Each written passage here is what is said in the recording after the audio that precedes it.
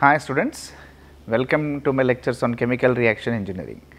Today we are going to discuss the kinetics of reactions which happens in series, because first one product will form, from one product the another product will form. Sometimes the intermediate is your main product, sometimes the end is your main product. Example, A gives rise to R and R gives rise to S. K1 is the rate constant of the first reaction, K2 is the rate constant of the second reaction. R is our intermediate product, S is our end product. Sometimes we have to concentrate on maximum production of R, and sometimes we have to concentrate on maximum production of S. There is no worry in the maximum production of S, because because the one reaction is formation of R and the second reaction from R to S. Anyway, finally S is going to form. If our interest is in R, which is our center or intermediate product, then how you can stop the second reaction? If you cannot stop the second reaction, the moment R will form and subsequently R to S will form. So we have to maintain either some time, at what time I can get maximum R concentration before my R concentration is getting dropped because of the second reaction. Today we have to find out the time. Example, there is some time, every time A is going to form R and and as subsequent times R is going to form S, but S is not my interest. The find is, if R is your product, how you can able to produce maximum R by forming less amount of S, which is your end product. Let us find, let us say I keep the reaction in a batch reactor.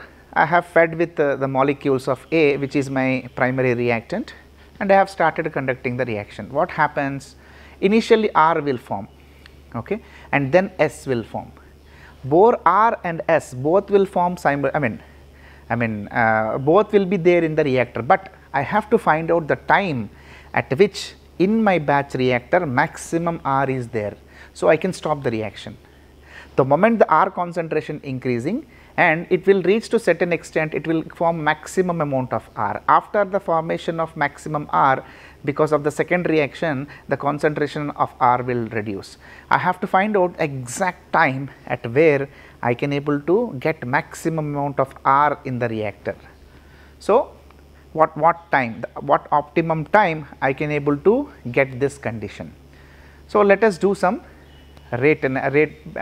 integral analysis. Using integral analysis we can able to find out all these aspects.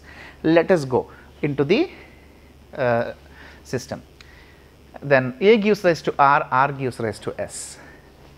The first reaction rate constant is K1, the second reaction rate constant is K2. Here what that is happens in a reactor, batch reactor. The blue line is the concentration of A. As we know, at initial time it's a maximum concentration of A will be there before the reaction, and during the process of the reaction the concentration of A will drop. And observe the concentration of R. As the concentration of A is decreasing, the product R is going to form and S is going to form. And you can see R, it is going to be reached to the maximum concentration at this particular time. So at this time, if R is your interest, then we have to stop the reaction at this particular time. And if you leave the reactor for the reaction to happen even further beyond, what happens? The R concentration starts to drop, because ultimately the second reaction is happening. So if you don't stop the reaction at any point of time, the R again continuously to form S, finally the S concentration is maximum, A and R concentration will be minimum if you continue to prolong the time of the reaction. So let us first, to get this, I need to have the three equations. One is equation of concentration of A, and second equation of the concentration of R, and the third equation of the concentration of S. Once we have all the three concentration, I can able to find out the optimum concentration of R. at the optimum time. So, let us approach. First we are going to look at the molecule A, second molecule B, third molecule C, and fourth optimum concentration of R. Before that, because of the series reactions, there is one more complication that comes in play. Let us see that. I divided the reaction into two reactions. The first reaction is A gives rise to R, second reaction is R gives rise to S. These are called series reactions because one form after another.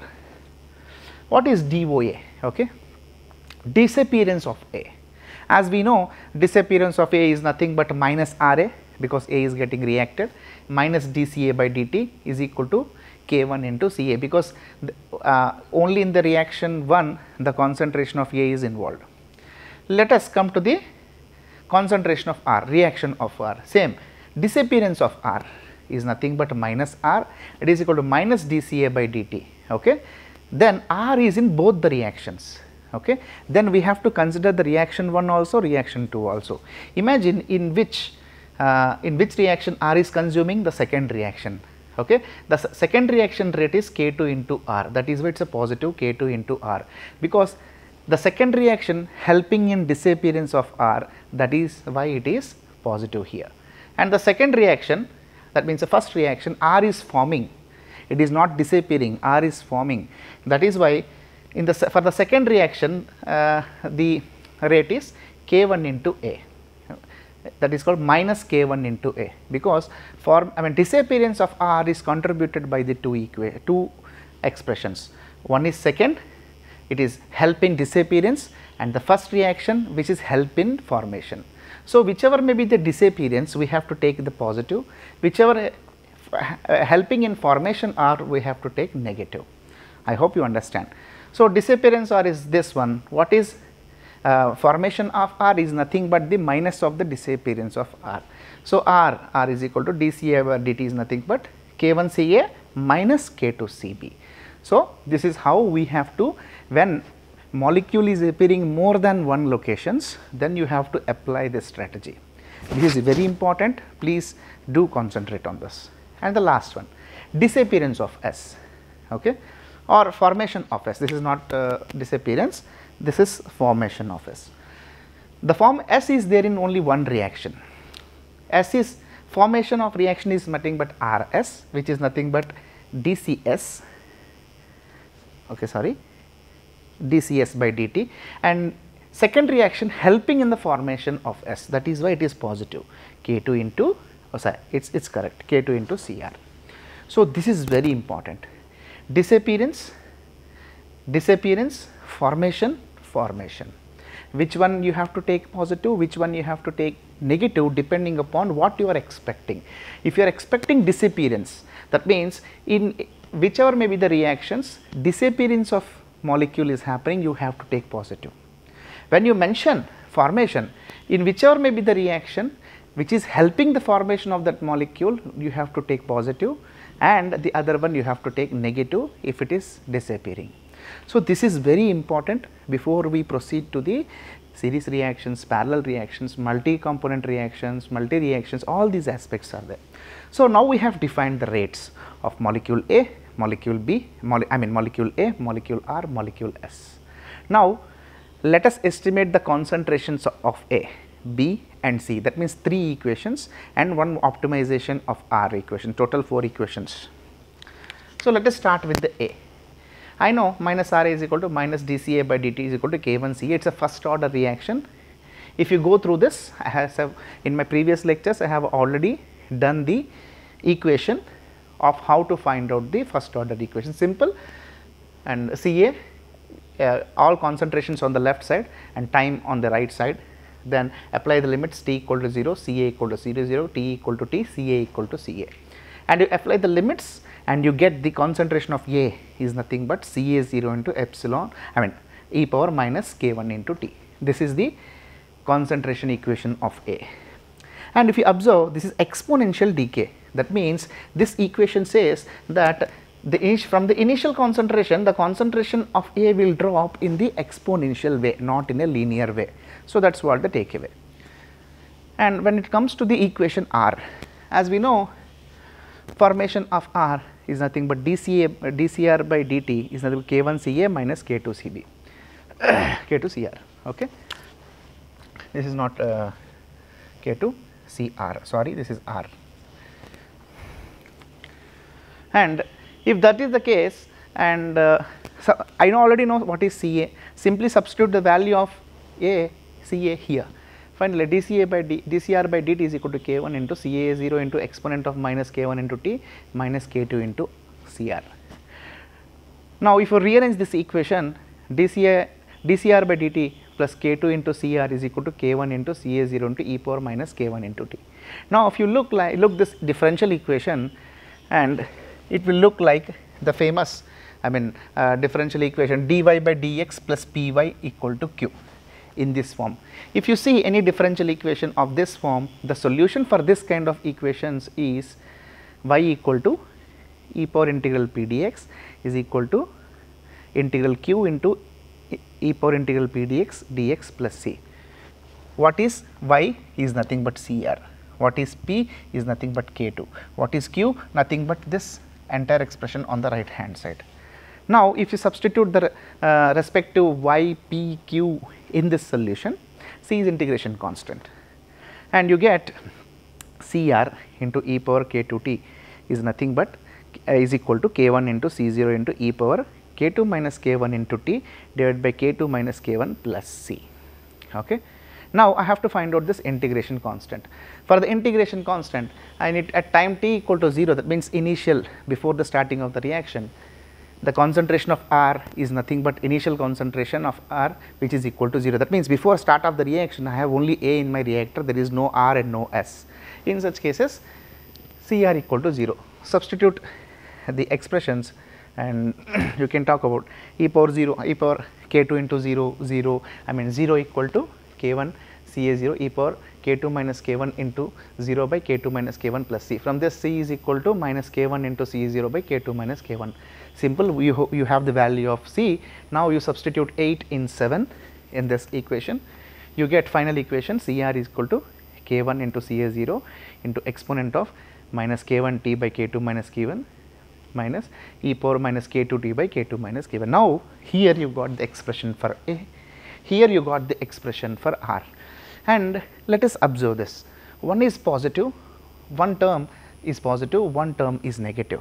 That means, that is why initially the R concentration is rising, and after a certain point of time the R concentration is dropping, because initial time this term dominates, so more positive, so the curve is raised. This term negative, that means after certain point of time this term dominates, so the curve it goes down. So, we have to find out the point where neither positive nor negative, optimum point. That is what, where the maximum concentration of that is called C, this is C optimum, it is T optimum. Okay. Now, similarly, for the concentration of S, there is a simple route is there, you do not need to worry about solving this equation, you can go with this way. I know total mole balance, Ca0 is equal to Ca plus Cr plus Cs. What is this? As you know, A will react to form B, B will react to form C. That means, as per stoichiometry, all molecules of A will become either B or C. That means, total molecules is constant, total moles is constant. That is why initial moles is nothing but concentration of A, that is remaining in my reactor, concentration of R, that is formed in the reactor, concentration of S, that is formed in the reactor. That means, at any time this equation holds, because A is becoming B or C. That means, at a time the concentration of A plus B plus C is equal to constant, which is the initial moles we have started with. From this, Cs is equal to Ca0 minus Ca minus Cr. I can know that I substitute the value of Ca here, substitute the value of Cr here. Now, you get what is the concentration of S, Ca0 into 1 minus the whole expression. That means, I know I have the 3 values now. Only thing is, we should know which one is rising, which one is dropping. Always A concentration will drop, because A is getting reacted. R concentration will rise and drop because at initial stages R is forming, at the final stages more R is disappearing. So, that is why initial rise and drop, and the final, the S, finally A and R gives to S. So, that is why S is continues to rise and R and A continues to drop at the final stages. And we have got the three equations now, CA, CR and CS. Now, our agenda is to find out this optimum. What is the optimum concentration of CR? That means maximum concentration of CR at what time it is forming. Let us go and derive.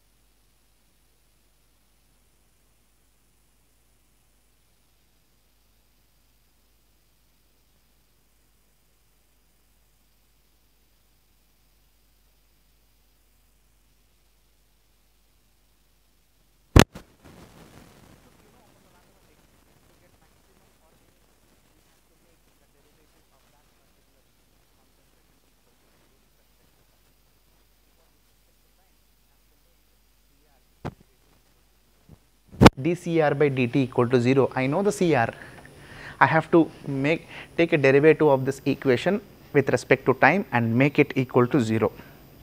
And if I do that, dCr by dt is equal to k1 into Ca0 minus k1 e power minus k1 t by k2 minus k1 minus k2 into e power minus k2 t by k2 minus k1. Now, which expression I have to equal to 0, because this term cannot be equal to 0 because k1 has some value because it is a rate constant, and Ca0, that is we will start with reaction at certain concentration. So, this cannot be equal to 0. For this term equal to 0, this second term should be equal to 0. In the second term, the denominators of the common, okay, denominator cannot be equal to 0. If denominator equal to 0, it will become infinite.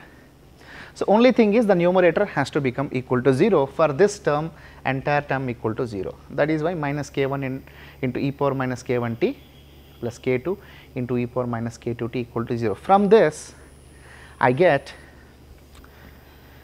k1 by k2 is equal to e power k1 minus k2 into t. I have to time because I have to find out the optimum time, right. So, let us apply the ln for this equation. Ln k1 by k2 is nothing but this exponential will get away, k1 minus k2 into t. From this, t equal to ln k1 by k2 by k1 minus k2, or t optimum. You can multiply numerator and denominator with a minus, you get ln k2 by k1 divided by k2 minus k1. That means I got optimum time. At what time I get a maximum concentration of R? I know the time. Now I have to find out what is the concentration of R at that particular optimum time. It's very simple. I know equation for 4, dCr by dt is equal to k1 Ca minus k2 into Cr equal to 0. I know at optimum dCr by dt equal to 0. That means the slope at this particular point equal to 0. From this, and if you get expression Cr optimum is nothing but k1 by k2. I know what is Ca. Ca is nothing but Ca0 into exponent of minus k1 into t.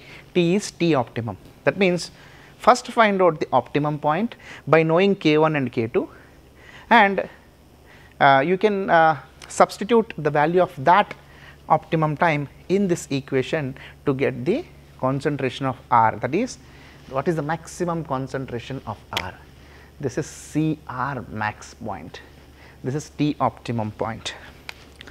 Okay. Now I hope you understood, we have got to the conclusion that optimum time and optimum concentration of R. Let us do a small example, it will be more clear. I know the rate constant of a first reaction is 0.1 per minute, K2 0.05 per minute. I know that initially I have started with a concentration of 50 mole per liter. From that, the T optimum I have calculated, and I get around 13 minutes. That means after the start of the reaction, the maximum concentration of R will be reached after 13 minutes. What is that maximum concentration? You can use this equation, find out the optimum concentration, is nothing but 13.6 mole per liter. That means, I am sorry, it is 27 mole per liter. Okay, the concentration of R is 27. That means this is 27 mole per liter. Okay. Imagine it is not a batch reactor, it is some continuous reactor. I mean, let us discuss about the later.